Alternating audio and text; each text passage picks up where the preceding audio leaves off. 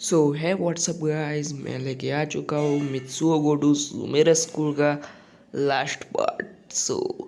आशा करता हूँ कि आपको ये पार्ट पसंद आएगा।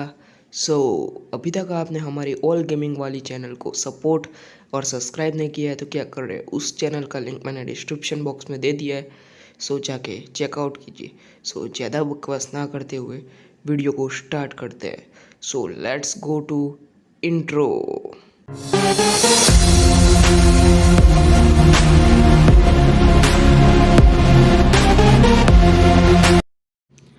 हमने पिछले पार्ट में देखा था कि कैसे मिस सुमिरे होशिनो पाको सेट पहन के मित्सो के घर जाती है और घर जाके क्या देखती है भाई। उसकी तो आंखें फटी की फटी रह जाती है, उसके तो होश उड़ जाती है वो देख के। वो देखती है कि मित्सुओ मित्सुओ सुमिरे की जो मतलब कि जो कॉमिक जो मैगजीन वो सब कुछ होता है ना, उसे मतलब कि उसे कबाड़ खाने में दे के आया है। मतलब कि उसे कबाड़ खाने में मतलब कि रख दिया है।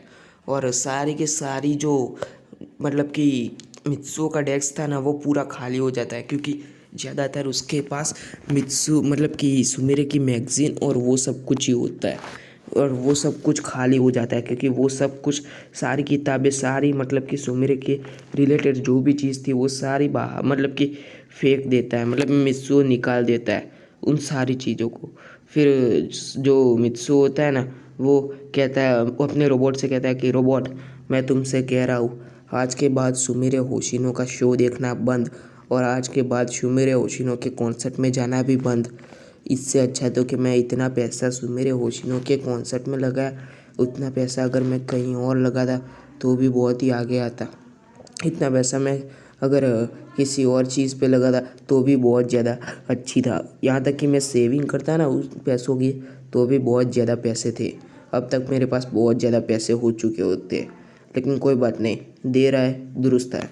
लेकिन सुनो, तुम आज से मतलब कि वो अपने रोबोट पे बहुत चिल्ला रहा होता है, कह रहा होता है कि तुम सुमेरे का कॉन्सर्ट देखना बंद कर दो अब, और मैं भी बंद कर दूंगा और हम लोग अब पढ़ाई ही स्टार्ट कर देंगे। हम लोग पढ़ाई करेंगे और बाकी के शो देखना है तो तुम देख सकते हो, लेकिन सुमेरे होशिनो का बिल्कुल भी नहीं। और ये सब कुछ पाको देख रही होती है और सुन भी रही होती है और उसे बहुत ही ज़्यादा बुरा लगता है। जी हाँ गाइस, उसे बहुत ज़्यादा बुरा लगता है और उसे लगता है कि इस सब की जो गलती है ना वो उसी की है।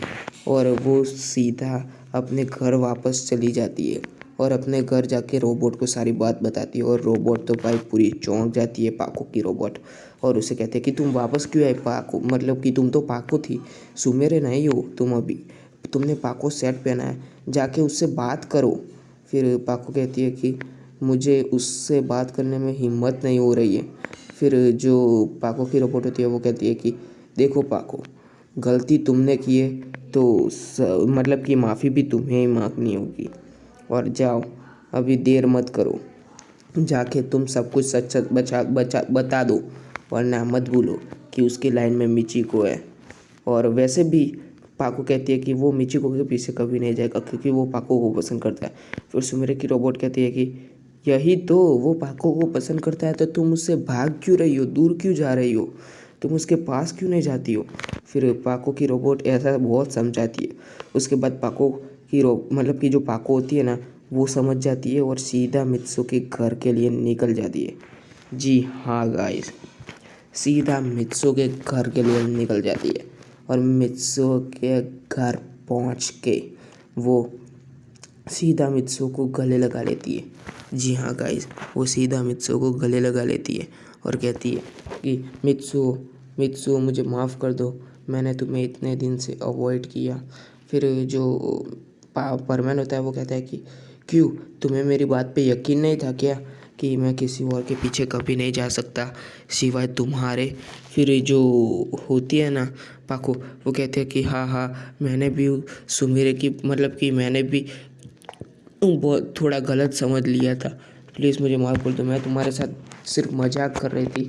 और ये बात सुन के तो भाई परमैन खड़ा हो जाता है, कहता है कि क्या मजाक कर रही थी मेरे साथ, मतलब कि इतना बड़ा धोखा, इतना बड़ा मजाक किया तुमने मेरे साथ। फिर पावरमैन कहता है कि पाको, पाको, तुम मेरे साथ 2 साल से हो और आज तक तुम्हें पता है कि मैं ऐसा कभी नहीं कर सकता। और तुम्हें पता है कि मैं तुम्हारे लिए कितना भावुक हो जाता हूँ, मतलब कि तुम्हारे लिए कितना पागल हूँ मैं तुम्हारे प्यार में। और फिर भी तुमने ये मजाक किया, तुमने ये मजाक किया। इस मजाक के लिए मैं तुम्हें कभी माफ़ नहीं करूँगा।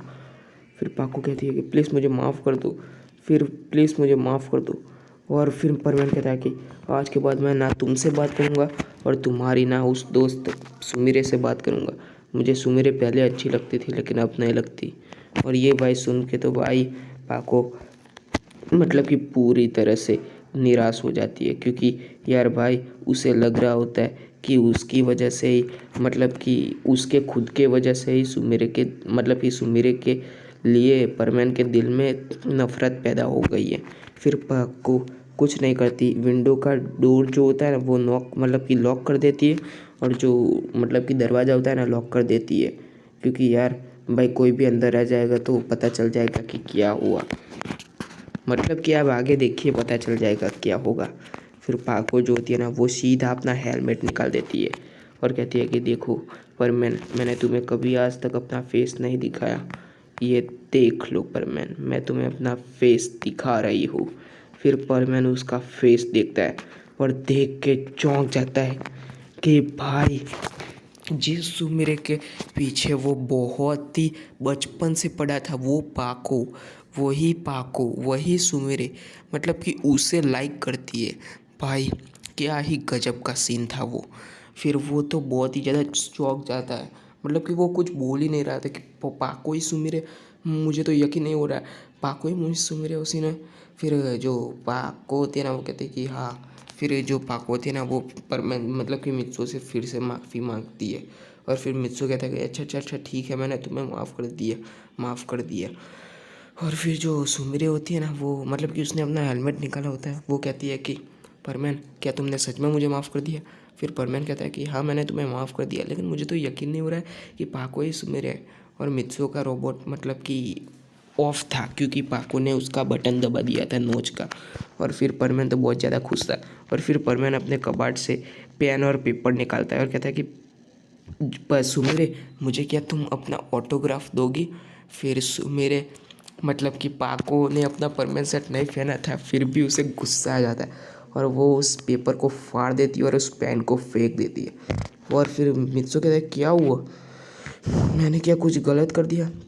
फिर जो पाको होती है ना वो कहती है कि यहाँ मैं तुम्हें पसंद करती हूँ और तुम मेरे फ़ैन बनने की कोशिश कर रहे हो, तुम मेरे फ़ैन बनने की कोशिश कर रहे हो, मतलब कि तुम मेरे फ़ैन की तरह मेरा ऑटोग्राफ लेना चाहते हो।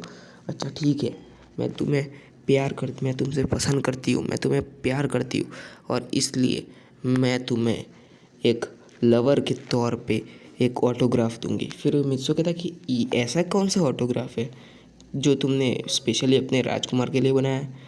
फिर मित्सु कहता है कि सुमिरे कहती है कि अच्छा ठीक है। सुमिरे धीरे धीरे मित्सु के पास आती है। फिर मित्सु कहता है कि तुम्हारा कोई इरादा तो नेक नहीं लग रहा है मुझे। फिर सुमिरे कहती है कि तुम जो भी समझो, और ऐसा कह के वो मित्सु को तुरंत हक कर लेती है और उसे लिफ्ट टू लिफ्ट किस कर देती है। जी हाँ गाइस, उसे लिफ्ट टू लिफ्ट किस कर देती है, और वो किस बहुत ही खतरनाक वाली थी। जी हाँ गाइस, बहुत ही खतरनाक वाली थी। और ये सुन के तो मतलब कि ये देख के तो भाई मित्सुओ तो भाई पूरी तरह से पागल हो जाता है, क्योंकि यार सुमिरे ही पाको है और सुमिरे को तो वो बचपन से कितना लाइक करता है वो तो सबको पता है। और फिर वो कहती है कि फिर सुमिरे उसे छोड़ती है और कहती है कि ये था मेरा ऑटोग्राफ। फिर मित्सुओ कहता है कि वाओ सॉलिड ऑटोग्राफ था।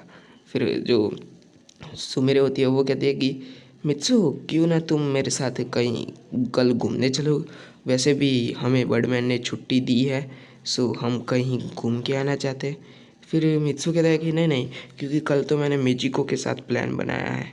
फिर पाको कहती है कि क्या तुमने मिचिको के साथ प्लान बनाया, तुमने मिचिको के साथ प्लान बनाया, मैं तुम्हें छोड़ूंगी नहीं। और उसने अपना परमानेंट सेट पहना नहीं होता ना, फिर भी वो मित्सु को पीटने लग जाती है। और फिर वो कहती है कि मैं यहाँ से जा रही हूँ। फिर वो अपना परमानेंट सेट पहन लेती है और वहाँ से जाने वाली होती है, तभी मित्सु उसका हाथ पकड़ लेता है और कहता है कि अरे मैं तो मजाक कर रहा था, इतना गुस्सा क्यों होती हो? वैसे भी मुझे तो लगा था कि सुमेरे बहुत शांत है, लेकिन सुमेरे इतनी ज़्यादा हिटलर होगी मुझे पता नहीं था। फिर जो पाको थे वो कहते कि क्या कहा, हिटलर दिखाई दे रही हूँ मैं तुम्हें? फिर मित्सु कहता है कि अच्छा सॉरी सॉरी, मुझे माफ़ कर दो, मैं मिचिको के साथ कहीं नहीं जा रहा हूँ, मैं तो सिर्फ मजाक कर रहा था। फिर पाको कहती है कि क्या तुम मेरे साथ मजाक कर रहे थे?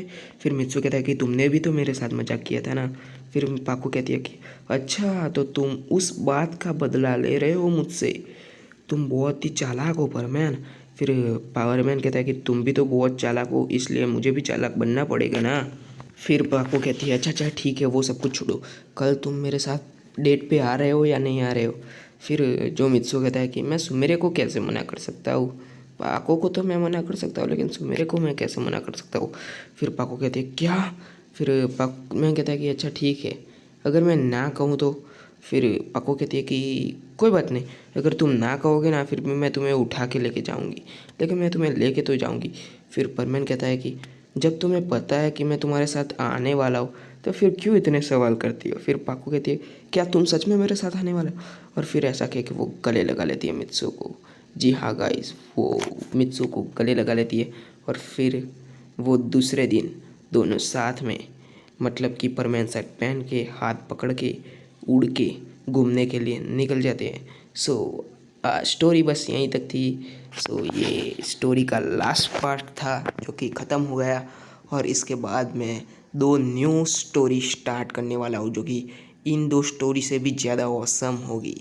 जी हाँ गाइस, इन दो स्टोरी से भी ज़्यादा ऑसम। सो मिलते हैं नेक्स्ट पार्ट में। सो बाय बाय।